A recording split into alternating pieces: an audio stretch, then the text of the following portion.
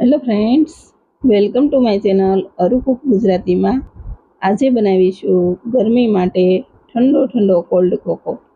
એકદમ ફટાફટ બની જાય અને બાળકોથી માંડી મોટા બધા જને પસંદ આવે તેવો. તો કોલ્ડ કોકો બનાવવા માટે અહીં મેં 500 ml દૂધ લીધું છે. હવે તેને ગરમ કરવા મૂકીશું. દૂધ ઉફાળો ગરમ થાય એટલે તેમાંથી 2 થી 3 ચમચા જેટલું દૂધ એક વાટકીમાં લઈ લઈએ. હવે તેમાં 1 ચમચી કસ્ટર્ડ પાવડર અને 3 ચમચી કોકો પાવડર નાખીશું. હવે તેને ચલાવતા રહી બરાબર મિક્સ કરી લઈએ.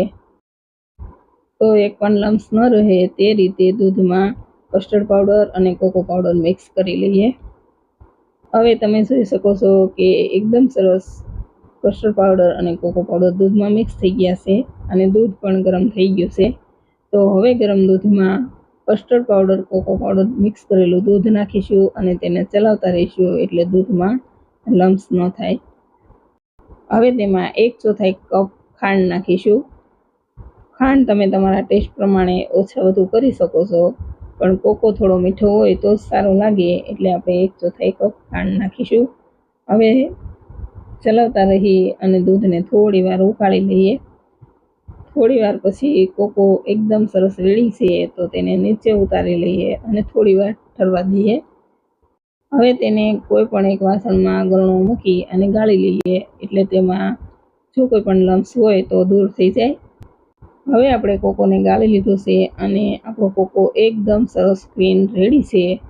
તો હવે એક ગ્લાસમાં બરફ નાખીશું અને તેમાં તૈયાર કરેલો કોકો નાખીશું. અને મેં અહીં આ રીતે બીજો ગ્લાસ લીધો છે. હવે બંને ગ્લાસમાં આ રીતે આપણે કોકો મિક્સ કરીશું અને એકદમ ઠંડો તૈયાર કરી લઈએ. તો હવે આપણો કોકો એકદમ ઠંડો રેડી છે, તેને સર્વ કરી લઈએ.